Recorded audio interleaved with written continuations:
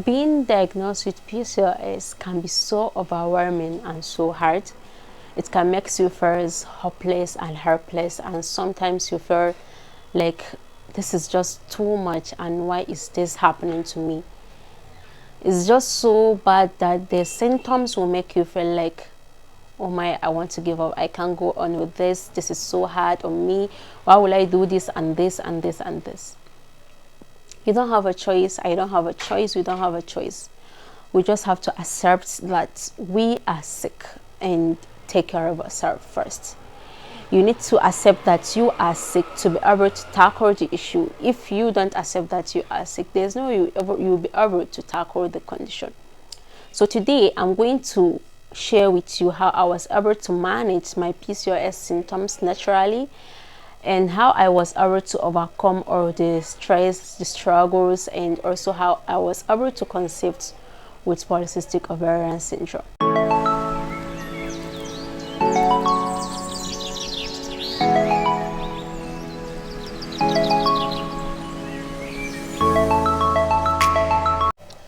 The first step I took in managing my polycystic ovarian symptoms is I tried to know more about the condition.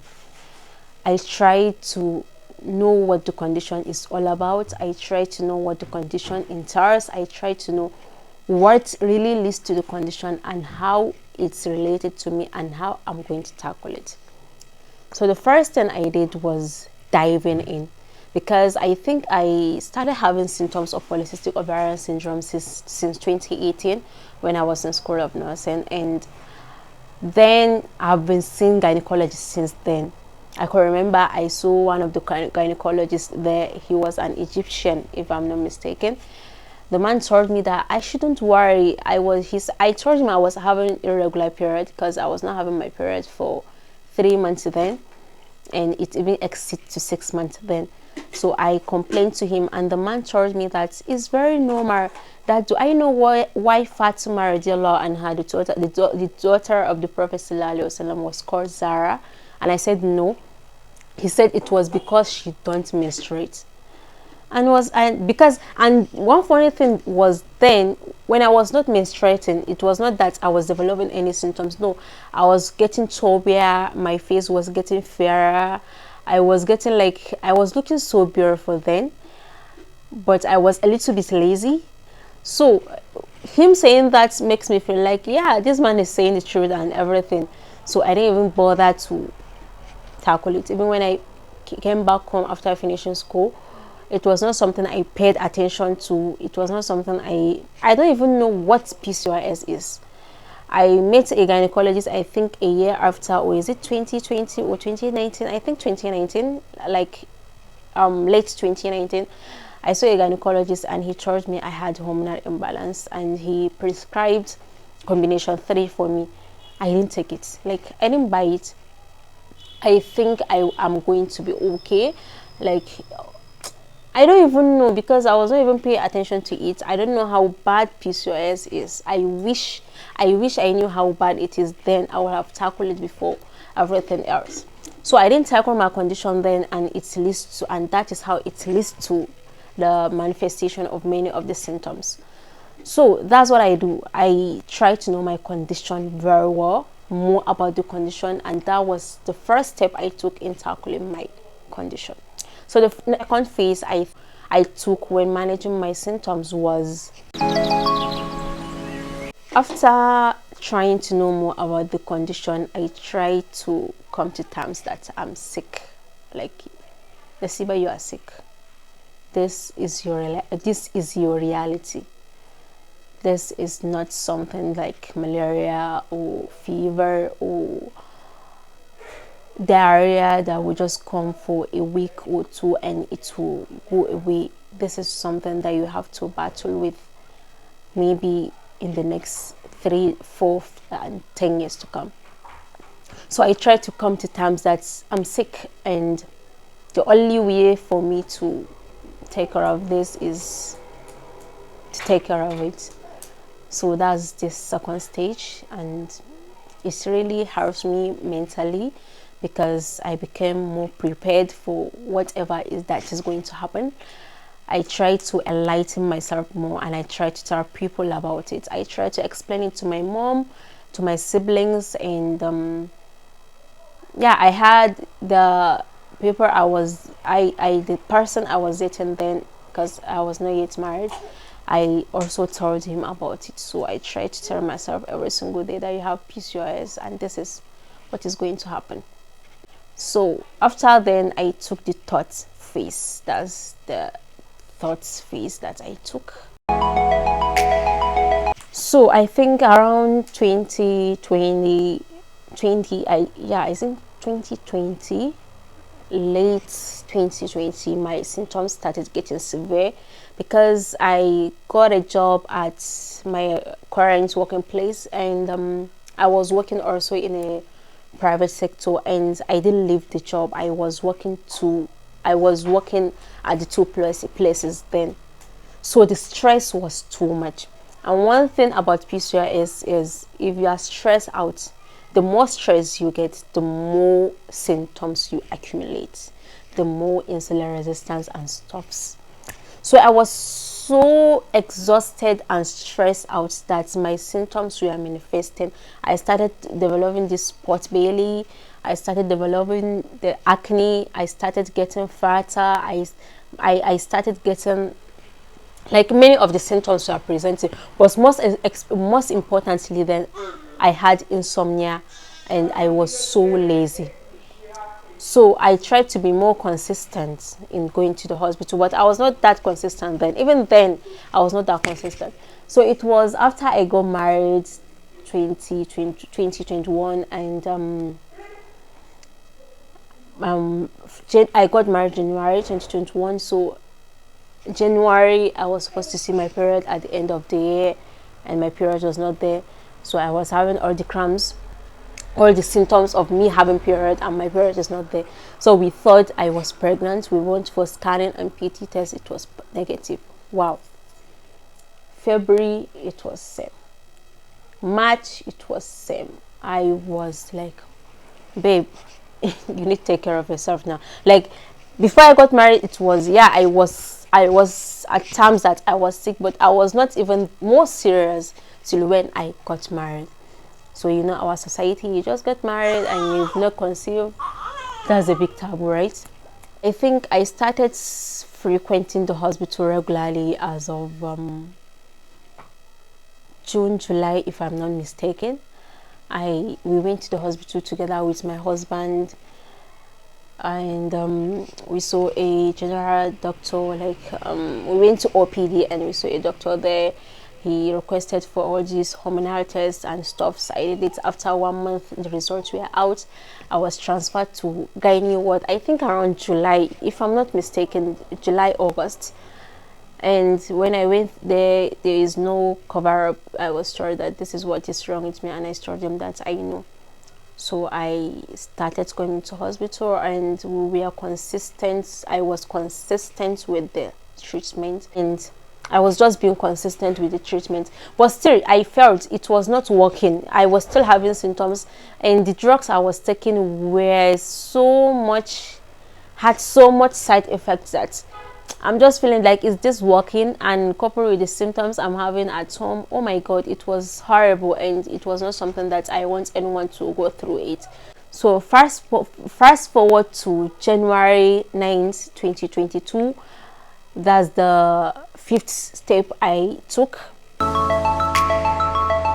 On January 2022, 9th January 2022, that was my first year anniversary.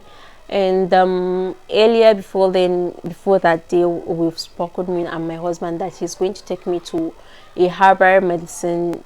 He's not really a herbal, I don't know, he's a herbal doctor, sure, but he treats people. He do all the stuffs and everything. He's like a native doctor, that's what I'll call him, but not that native. This one is a modernized native doctor, so that's why I don't even know the term to specifically call him with. So that night I was going to have my period. So as the normal thing is, I will not sleep a day to my period. So I didn't sleep that day, and what I do is I watch more than 30 videos on PCOS. I'll put the link of the videos I watch. Is it weight loss with PCOS? I think that's the name of the channel. So I was watching her videos, and that day was the day I know, Nasiba, you don't know anything about your condition. This is the day you know about your condition, because that was the day I sat down very well. I could remember, I would say that is the first step to my journey. That was the day that I was ready, that I know much more about PCOS. I watched more than, I don't know, I think I watched more than 20 videos of her that night. I didn't sleep. In the morning, we woke up, dressed up, and we went to that friend of my husband's place. When we went there, he asked me to hold on to something. I don't know the name of that thing, and I'm supposed to even Google it. I know what it is. I held on to that thing. He asked me before telling me to hold on to that thing. Is an electronic device attached to his laptop. So after all the questions, the basic history taken, he asked me to hold on to it. And when I held on to it, he told me that you are menstruating. I said yes. You have hormonal imbalance. I said yes. This is the result of your hormones and everything that was written in my test result that I did in the other hospital. And I said yes. He said you'll be having these symptoms for so years. And I said yes. So the man said that it hasn't gotten to a stage that it will be so detrimental to my health, and he sat me down, me and my husband, and tried to explain it more to us, and gave us some home remedies. I was like, will this thing work? If I could remember, he got a 500 ml bottle. He added honey, he added lemon, but the extracted water of the lemon, the bigger one. He added some things inside, and he asked me to be taking it consistently. I can't remember the things he added inside, but they were natural. I know what he added. Even ginger, he added extract water of ginger inside. He gave us the treatment, and when I came back home, sure, I watched that her video, because if you will watch her videos, you see she was using natural stuffs to deal with her PCOS. So I came back home and I was dumbfounded. I've been on treatment for more than 6 months in the hospital, and this man just gave me this. And let's say backwards, before that January, as of December 2021, I was prescribed clomiphene and letrozole, but my mind was not. I was like, no, I'm not going to take this now. I don't know why I felt that way, but I told myself I'm not going to take this now. So I didn't take it. So that January, after going there, he gave us that, and I was able to browse more and Google more and watch more videos on PCOS. So my husband already have apple cider vinegar at home, and I checked how to use it, and I dilute everything, put it in a 500 ml, two tablespoons of it in a 500 ml, and I fill it up with water. So that's what I take every single morning. After what he gave me have finished, I didn't go back to him. I sat at home and did my own research. So I tried to limit myself to what I have at home and what I can afford, and that's how I did it, and that's how I was able to conceive with polycystic ovarian syndrome. The sixth phase, which is very, very, very important, you have to be consistent whether you like it or not. You have to be determined whether you like it or not, if only you care about your health. I had someone that I was telling her I did more than 2 months, because from the January that I was able to figure out that this is what is wrong with me, to February, I think I ate rice maybe twice or thrice, and that's more than 50 days. So I was telling her what I have to go through, limiting my intake and everything. She was telling me, no, ni bazan iya daina cin daɗi ba, like in English, that she cannot stop eating all the junk food that she's eating. I was like, madam, you are not ready to get better. Because I was consistent to the extent I stopped eating every single junk food, because it's not even me, it's not about me only conceiving, it's about me because I was sick. To walk from my house to just a small distance is a problem, because I'm very lazy. I'll sleep from the whole night and wake up in the morning. Like the depressive side, the acne, I will show you my pictures, I'll post it somewhere. The acne was much, it was too much. My main goal was not even to conceive. Yes, the conceiving is part of me, but my main goal then was to get rid of these symptoms that were disturbing me. And I realized after researching on that the food I was taking, it was what was causing all these symptoms, because I was taking more of high carbs diets, and those high carbs diets were the ones that we are deteriorating the symptoms. So I don't have a choice than to just let go of them. I think fast forward to when I was about to conceive, like around March, that's when I started taking some of it, but with mixture of many vegetables and many proteins inside. So I was consistent and determined. So if you know you are not going to be consistent with PCOS treatment, please don't start. It's something that you can do. You can do it. I did it. Many people did it and they were okay. Now, so the main goal is be consistent and be determined to take care of yourself. Don't take care of me, don't take care of her, don't do it for your husband, don't do it for your spouse, don't do it for your mother, don't do it for your children, don't do it for your future. Do it for yourself. Because if you watch my previous videos, you see when you have PCOS, you are at risk of heart diseases, diabetes, type 2 diabetes, chronic illnesses and stuff. So you need to take care of yourself, not for anyone but for you.